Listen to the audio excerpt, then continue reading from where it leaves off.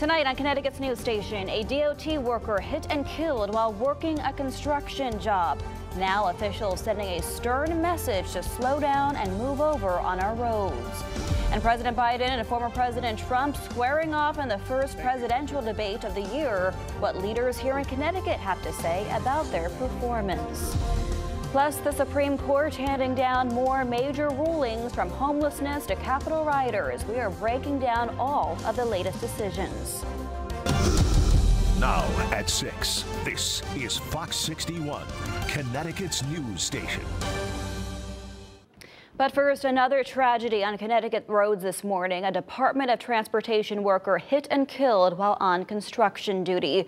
Good evening and thanks for joining us for the Fox 61 News at 6. I'm Bridget Bjorlo. That worker hit and killed this morning, just 26 years old. He's been identified as Andrew D. Domenico. State police say he was working on a project on I-91 South in Wallingford when he was hit. The driver involved in the crash remains in police custody tonight. This crash and many others like it have officials pleading with drivers to slow down and move over. Fox 61's Matt Caron has the urgent message from some of the state's frontline workers. At the same time that a news conference was taking place on the hallowed ground of the State Police Fallen Officers Memorial in order to remind people of the Move Over law, just miles away in Wallingford, another tragedy was occurring on Connecticut's highways. Drivers need to learn this lesson. Slow down, move over. It's the law. As those words were being spoken, another tragedy was unfolding in real time. The death of Connecticut DOT worker, 26-year-old Andrew D. Domenico. This kind of tragedy is preventable. D. Domenico was killed Friday morning by a driver on I-91 South in Wallingford while working construction on the Wharton Brook connector. Governor Lamont saying show some respect for the workers on our interstates and roadways by following the speed limit and reducing your speed whenever you're near work zones. If it feels like I'm bringing a sense of moral outrage this morning, I am. We're outraged with the speeding. We are outraged with people being digitally distracted, so digitally distracted that they can't determine what's going on and react. It's unacceptable. D. Domenico's death is the most recent in a series of preventable tragedies and accidents. The roadside death of Connecticut State Police Trooper Aaron Pelletier, the death of construction worker Jose Diaz Nieves in West Hartford, and a lesser-known accident in Greenwich. A tractor trailer hit a fire truck and sent 4 firefighters to the hospital. All the incidents speak to the urgent need for the driving public to put down their devices and check their sobriety before getting behind the wheel. A trooper's cruiser is their desk, and the highways are their office. Whatever workspace you have in your professions, try to envision vehicles traveling within mere feet of you while performing your day-to-day task. The ranks of the Connecticut State Police are shorthanded. The penalties for violating the Move Over law are small. So it's a problem that law enforcement admits they can't enforce their way out of. Folks, I'm here to say today that we need your help. We need the cooperation from the citizens to abide by the law. The state police and other advocates say they're going to be working with healthcare providers and the state schools on education surrounding the Move Over law, but they also will be working with lawmakers to determine if stricter penalties are needed for those who violate it. Reporting in Hartford, Matt Caron, Fox 61, Connecticut's news station. Matt, thank you. We are talking about reactions and fallout from last night's highly anticipated and unusually early presidential debate. Fox 61's political reporter Emma Wolfhorst is joining us now in studio. Emma, you've been talking with Connecticut leaders, analysts all day long. I think a lot of people were disappointed in both performances last night. How do Connecticut leaders and analysts say those candidates did? Well, just like you said, a lot of people disappointed, and today those leaders really admitting that it wasn't a great night for either candidate in last night's debate. But, you know, Murphy and Blumenthal still really sticking by President Biden. This race is deja vu for a lot of voters. They already know these candidates. Both are former presidents. One's a current president, and there were things voters wanted to see, much like their parties on the stage last night. Republicans feel like their goals were met. They say Trump came across younger despite only being 3 years behind President Biden in age. But on the flip side, Democrats are worried tonight. They're unsure if President Biden can keep voters confident in his ability to do the job. Concerns about his energy and age were already bogging down their campaign. We saw both candidates getting wrapped up in defending their records and in personal back and forth. The big thing today becoming Trump's more than 30 fact checks. President Biden also making a few misleading statements, which are now being flagged. Connecticut senators told me voters should be focused on what the candidates' true records are, while political analysts say with echo chambers and a barrage of disinformation, this debate was always going to be more about performance and a divide down the party line.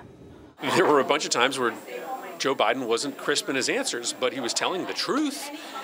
And does the truth not matter any longer in this country? This election is about more than one night's debate performance, and it may have been bad. It's about the next 4 years. The contrast with Donald Trump is clear. This election is frankly about personality, style, partisanship, a nearly tribal affiliation where folks on one side want to believe the absolute worst about the person on the other, and vice versa.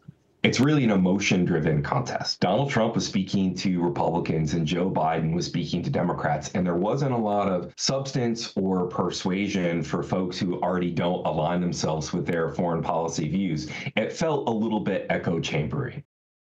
And of course, we know this debate was much earlier than normal. We are supposed to have another one in September, and everything right now points us to this race being very much so about margins. Both candidates, but especially President Biden, do need to keep in mind voters and those who are outside of their party who are not happy with either of the current choices in front of them. And you can catch my full conversation with Professor Renfro coming up this Sunday at 10 a.m. on The Real Story. Bridget. So fascinating. Great thoughts and interviews there, Emma. It's interesting because many of you people know where these two candidates stand on policy. There's no surprise there. They know their demeanor, their attitudes, etc.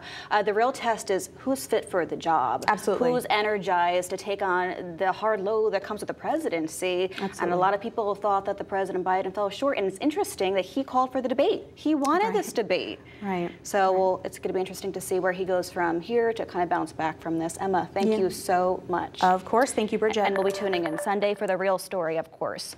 In other news tonight, we're continuing to learn more information about the abrupt closure at Retreat Behavioral Health Facilities in New Haven. Fox 61 has just learned that the New Haven location is closing for good and all positions are eliminated. More than 160 employees worked there.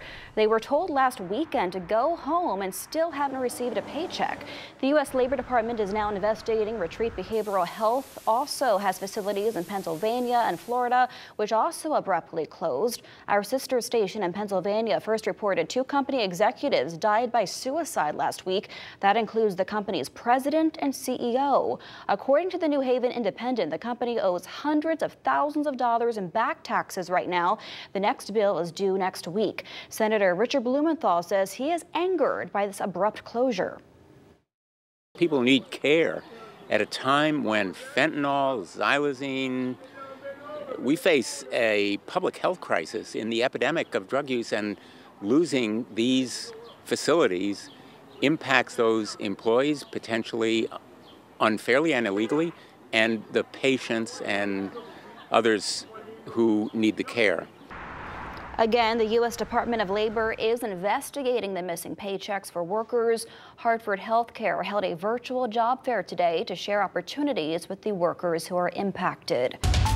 Turning now to the weather, a dry start to the weekend, but could we see more rain? Chief Rachel Frank is here now. Rachel, we can't even enjoy sunshine. Once we do, the rain returns. It's like back and forth, right? This is why we can't have nice things. Yeah, no, today has been so perfect. Not only have we had nothing but sunshine, but low humidity in place as well. Just feels kind of crisp out there, if you know what I mean. Temperatures are in the mid-70s. Tomorrow we'll see more clouds, but we should stay dry, if not mostly dry, during the day. But by Sunday afternoon and Sunday evening, we could see again another round of strong to severe storms. We'll talk more about that in just a moment. Right now, 72 in Norwich, 71 in Waterbury. And again, the dew point's way down in this comfy territory, which means it's a beautiful night ahead. By the news at 11, temperatures are in the mid-60s, and we're looking at overnight lows in the 50s to near 60 as we head towards daybreak tomorrow. So for your backyard forecast tomorrow, we're looking at temperatures in the 70s.